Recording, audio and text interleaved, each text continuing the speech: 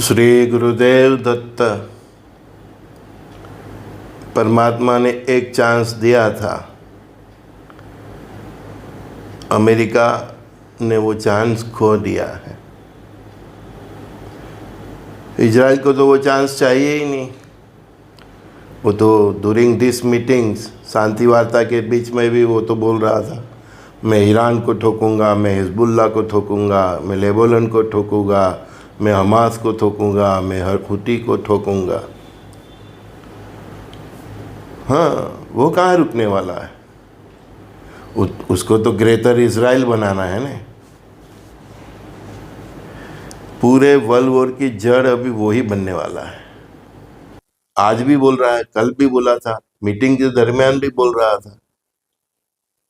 वो चाहता कि सीज फायर लंबा चले और शांति वार्ता सफल हो जाए, तो उसको एक ही काम करना था, लेबनान के ऊपर उसको अटैक बंद कर देने थे।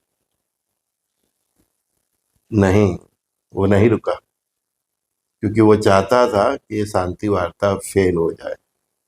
उसके लेबनान पर अटैक ही इतना था, मतलब इजराइल के लेबनान पर अटैक इतने थे, हिजबुल्ला पे इतने भयंकर अटैक उसने किए।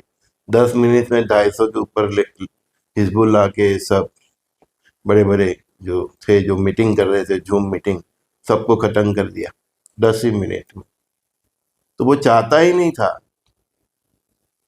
कि ईरान शांति वार्ता में कुछ आगे बढ़े। तो लेबनान पर जिस प्रकार से इजराइल कंटिन्यूस हमले कर रहा था ड्यूरिंग दिस मीटिंग, तो ईरान तो मजबूर हो गया कुछ भी 10-20 कॉम्प्रोमाइज करने के लिए शांति वार्ता में। फिर उसका स्टैंड भी एकदम रिजिड हो गया, समझ में आता है। तो ये जो मीटिंग फेल हुई है, वो इजराइल नेतन्याहू के कारण हुई, क्योंकि उसने कोई ऐसी विंडो ही नहीं खोली कि जिससे ईरान थोड़ा भी पॉजिटिव हो।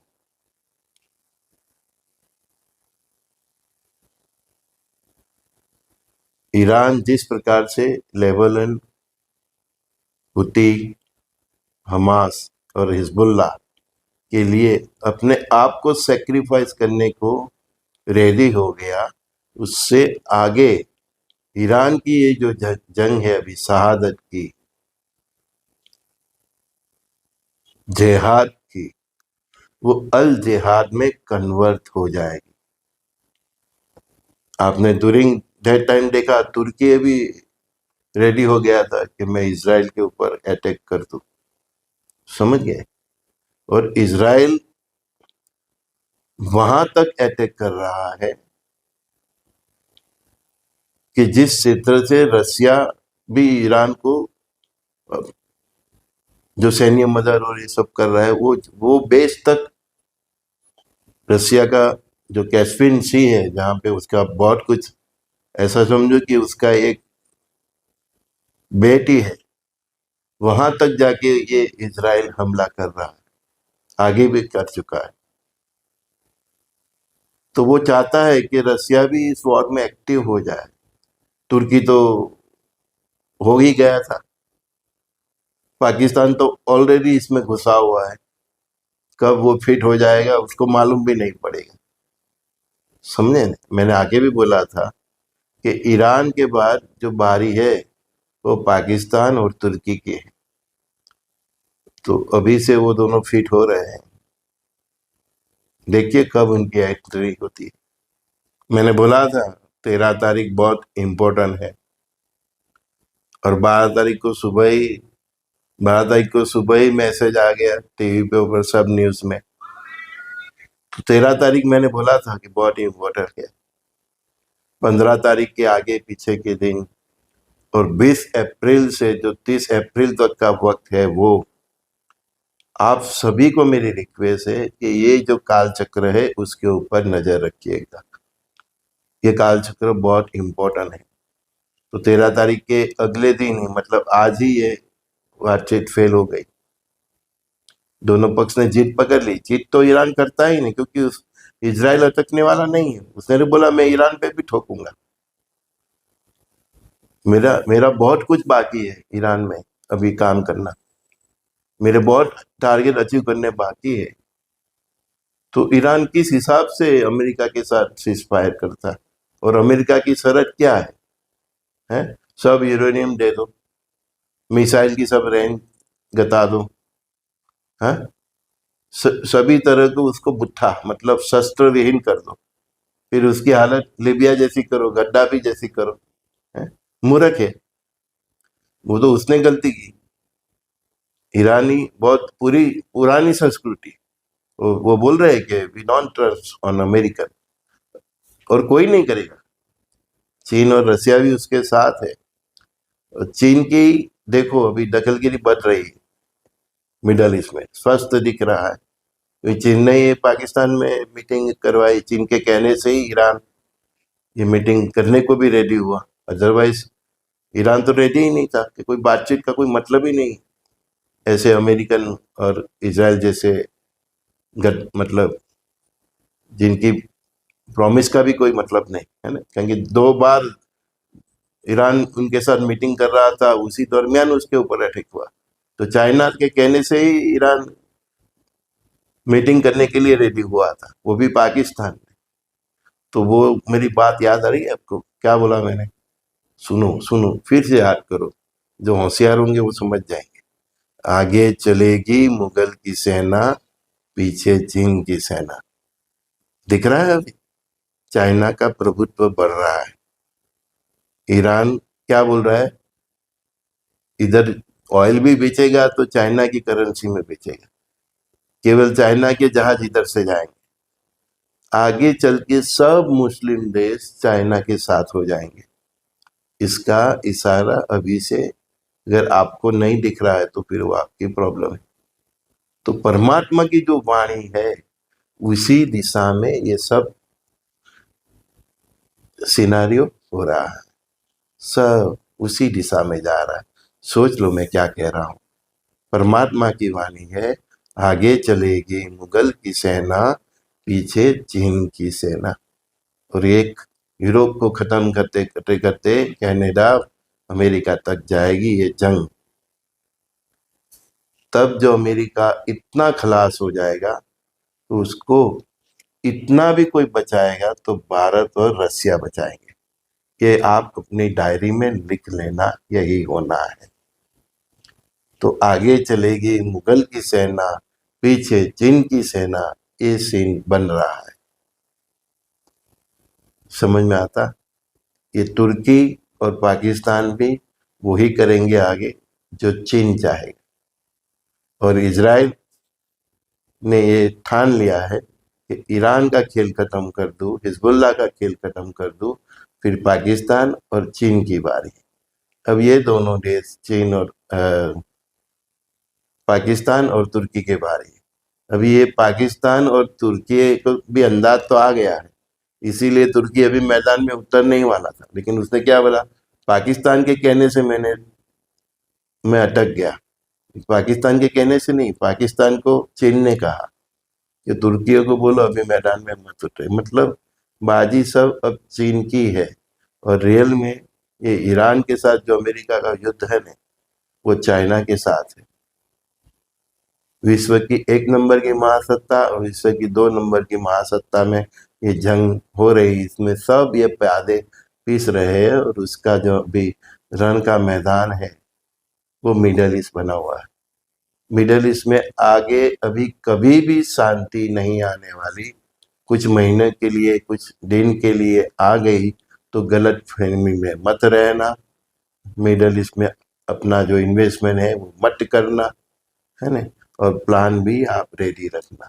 मैं भारत के सभी बिजनेसमैनों को चेतावनी दे रहा हूँ कि आगे कुछ दिनों के लिए, कुछ महीनों के लिए शांति भी हो जाए तो दुबई है, ये दूसरे जो है अरबिक देश है, वो सब उधर इन्वेस्टमेंट मत करना जब तक अपनी आंखों से आगे चलेगी मुगल की सेना, पीछे चीन की सेना, ये सीन आप ना देख लो।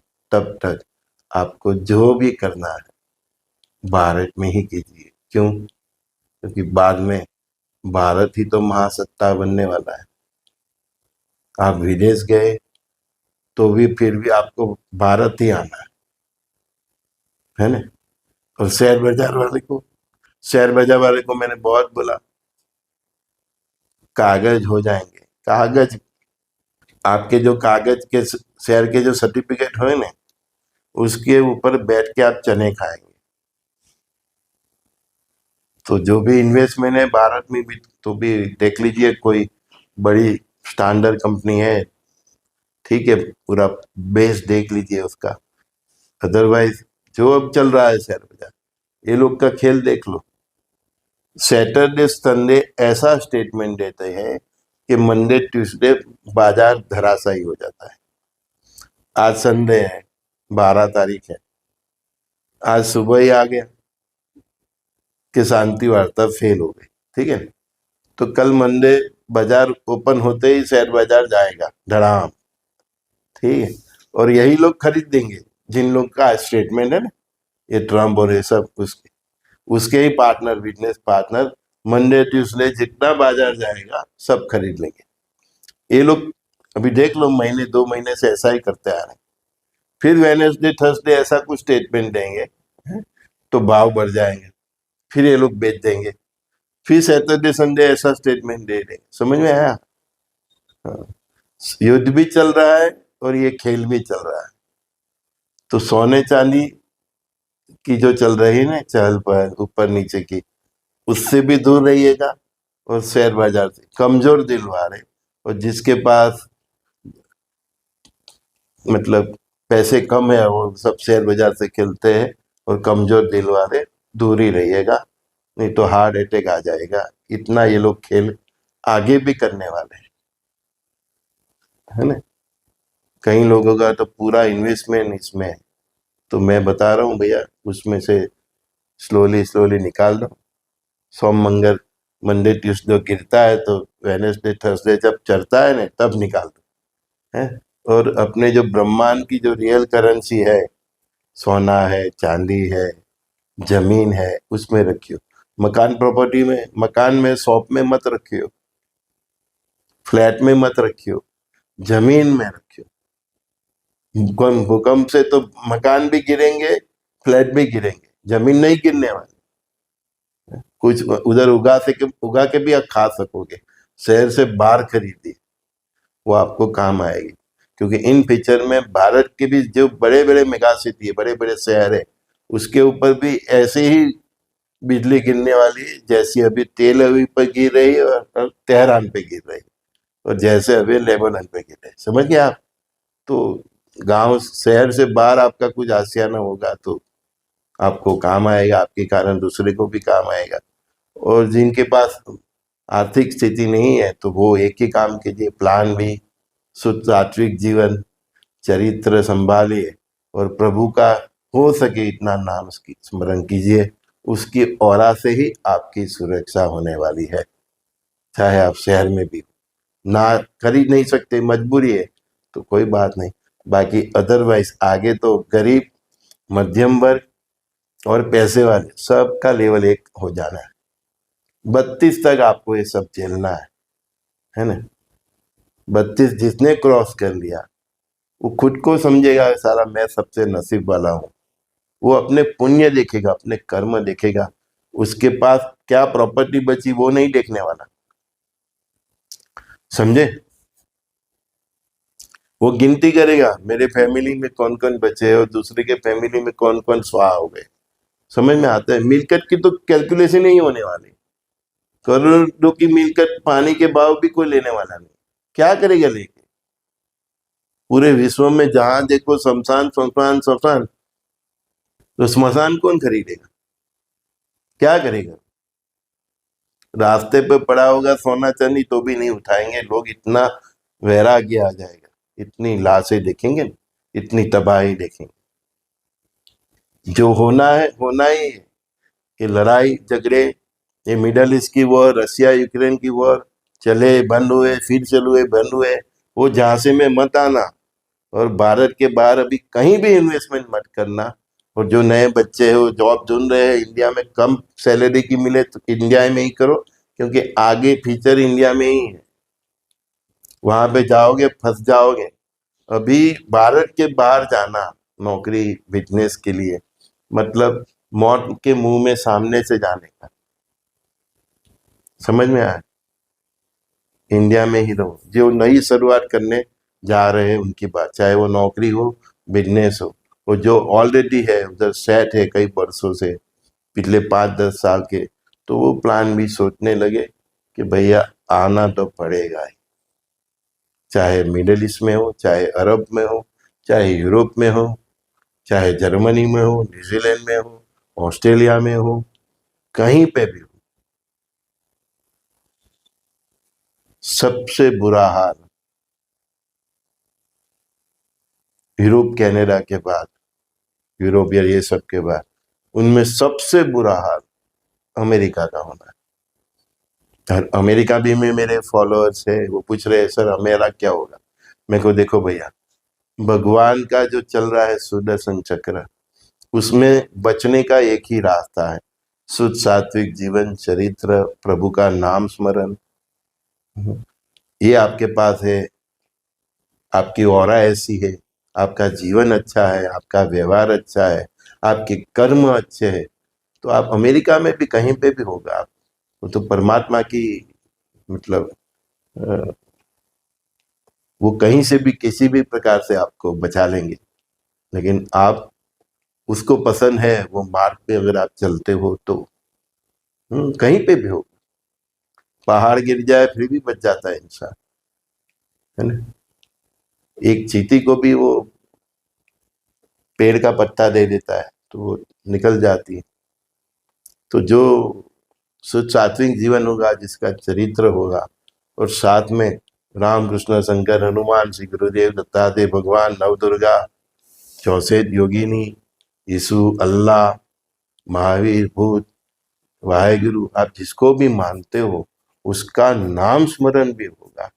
किसी भी पराये धर्म की माता बहनें भाइयों को आप मतलब परेशान करते नहीं होंगे। किसी भी पराये दूसरे धर्म के मंदिर, मस्जिद, गिरजाघर, चर्च, जितने भी प्रार्थना के स्थल या आश्रम, उसको आप नुकसान नहीं करते होंगे। तो आप दुनिया में किसी भी कोने में, मैं एनआरआई को भी बोल रहा हूँ, मेरे भारतीयों को भी, आप चाहे किसी भी कोने में हो, आपको कुछ नहीं होगा। इतना तो मुझे परमात्मा की वाणी से भरोसा है, क्योंकि आगे जो अच्छी दुनिया है उसमें उसको अच्छे लोगों की भी बहुत जरूरत है। अच्छे डॉक्टरों की जरूरत है, अच्छे इंजीनियर की जरूरत है, सभी प्रोफेशन के जो अच्छे अच्छे लोग हैं सबकी जरूरत है। तभी तो आगे की दुनिया चलेगी। वो पूरी दुनिया को शमशान नहीं कर रहा। वो जितनी भी दुनिया शमशान शमशान होगी तो उसके कर्मों से होगी। जो शहर होगा, जो गांव होगा, जो राष्ट्र होगा, वो हर एक अपने कर्मों से होगा। जो राष्ट्रपति होगा, जो प्राइम मिनिस्टर होगा, जो मिनिस्टर होगा, जो ऑफिसर होगा, सब अपने अपने कर्मे से हिसाब से, क्योंकि सुदर्शन चक्र जो कल की रुद्र भगवान ने सेट किया है, हम्म, सुदर्शन चक्र और त्रिशूल दोनों चले, वो ऑटो ऑटो पे ही है, सबके कर्म के हिसाब से ही है। चाहे आप दुनिया के किसी भी कोने में, आप प्लान बी के हिसाब से शहर से बाहर नहीं जा सकते, कोई बात नहीं, लेकिन आपके आपके पास ये क्वालिटी होनी चाहिए, शुद्ध सात्विक जीवन चरित्र। और आप जिस जो धर्म में हो, आपके जो इस देव है, अल्लाह है, यीशु है, राम कृष्ण जो भी है, उसका नाम स्मरण, और आपका कर्म मानवता ही धर्म है। ये ब्रह्मांड का परम सत्य तो यही है कि इसका परम धर्म क्या है, ब्रह्मांड का धर्म क्या है, मानवता, उसको ही सनातन बोलते हैं। तो मानवता तो सब सब सब धर्म में है। तो जो भी मानवता में मानता है वो सब सनातनी है। ये परम ब्रह्मांड का परम सत्य है, जिसको आप मानते हो तो आप सनातनी हो। आपका रास्ता कोई भी हो, जैन का हो, बुद्ध का हो, यीशु का हो, अल्लाह का हो, चाहे कोई भी हो, इवन आप नास्तिक भी क्यों ना हो, लेकिन आप आपके अंदर मानवता है तो भी आप सर्वाइव करेंगे। क्योंकि आप जानिए अजानिए में भी वही धर्म आपने अपनाया हुआ है। तो ये क्वालिटी चाहिए। तो डरना नहीं है कि अमेरिका में ये हो रहा है, यूरोप में ये होगा, मिडिल ईस्ट में, वो तो परमात्मा आपको सुरक्षित करेगा। लेकिन जहाँ पे बहुत कुछ होने वाला होगा तो उसके इशारे भी आपको करेंगे, तो फिर आपको उसकी बात भी सुननी पड़ेगी। परमात्मा के इशारे भी आपको होंगे कि भाई आप उधर से निकल जाओ, निकल जाओ। आपकी भक्ति अच्छी है, आपके कर्म अच्छे है। मैं सभी धर्म के लोगों को बता रहा हूँ, केवल सनातनी को नहीं बता रहा हूँ, सभी धर्म के लोगों को जिनके कर्म अच्छे हो गए, जिसके पास मानवता होगी। और मैं जो बोला है, किसी भी पराये मंदिर मस्जिद ये सब जिसके पास होगा, उसको भी इशारे मिलेंगे कि बाप भाई तू इधर से निकल जा, निकल जा, निकल जा। फिर तुम वो क्या करेगा, फिर भी वो कोशिश करेगा कि तुम बच जाओ। तुमको एडवांस में चलना है जिससे उसको कम दिक्कत है। वो 900 करोड़ पब्लिक है, उसमें से कई करोड़ उसको बचाने हैं ना। तो तुमको एडवांस में चलना पड़ेगा, उसकी बातों को समझना पड़ेगा, उसके इशारे को समझना पड़ेगा। हमारे जैसे जितने परमात्मा को साक्षी रखकर उसकी जो बताते हैं, उसको भी आपको कंसीडर करना पड़ेगा। हमारे जितने भी संतों अवधूतों जो सब बोल गए हैं कि भाई भिसा आएगा तो ईसा मूसा नहीं रहेगा, नहीं रहेगा। तो वो परिस्थिति आपको उधर दिखने लगे तो आपको भी देखना पड़ेगा। आप अपने माइंड से ऐसा बना लो कि नहीं होगा, नहीं होगा, तो फिर भगवान भी क्या करेगा, चाहे आप कितने भी अच्छे भक्त भी क्यों ना हो। देखो, मैं भारत के एनआरआई लोगों की बात कर रहा हूँ। आपके ही देश भारत के जो नेशनल हीरो हो गए, जितने भी, चाहे पंच सखाओं ने लिखा है, भविष्य मालिका, भविष्य पुराण, बहुत ग्रंथ है। सूरदास जी, कई लोग, कई ऐसी महान विभूति ने बोला ही है। अभी आप उनकी बातों पे, अवधूत महाराज है ना, कई संतों ने भी बोला है, प्रखर तेजस्वी संतों ने। तो आप उसकी ही बातों पे नहीं यकीन करोगे तो फिर वो तो आपकी गलती है ना।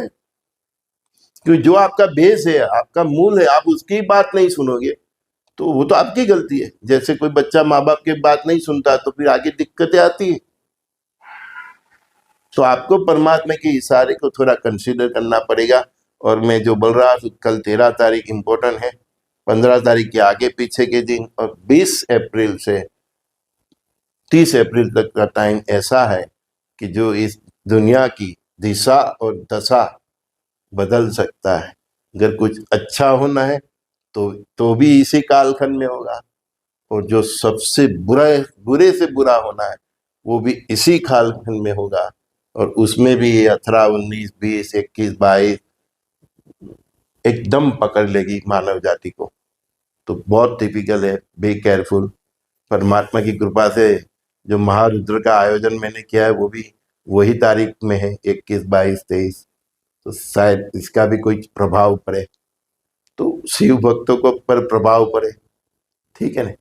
तो वॉचफुल रहिए, न्यूज़ भी देखते रहिए, हमारे देश के वडाप्रधान और इनकी बातें भी थोड़ी ध्यान में रखिए। थोड़ा जागरूक रह के जियोगे तो आप दुनिया के किसी भी कोने में होंगे, आप अपने आप को कम दिक्कतों में पाओगे। संजय दस्ती का सभी दोस्तों को बहुत बहुत प्यार। श्री गुरुदेव दत्त। प्लान भी, मस्ट भी, ठीक है। गुरुदेव दत्त।